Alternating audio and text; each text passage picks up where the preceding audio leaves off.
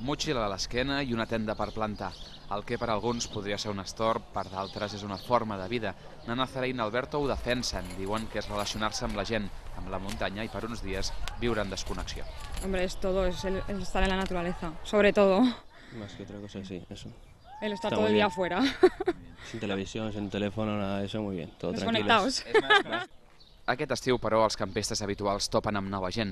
Passar una nit pot costar uns 10 euros per persona i enguany això ha generat més preguntes que de costum.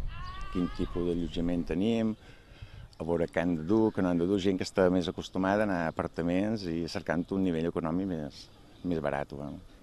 Que ningú s'enganyi, però, que càmping també significa viure envoltat de comoditats com les d'aquest bungalow. Però més comoditat significa més preu i en temps de crisi en aquest càmping els ha suposat una davallada de clients. Y estamos con cifras del año 2001 ahora mismo, o sea que estamos retrocediendo 7 o 8 años hacia atrás.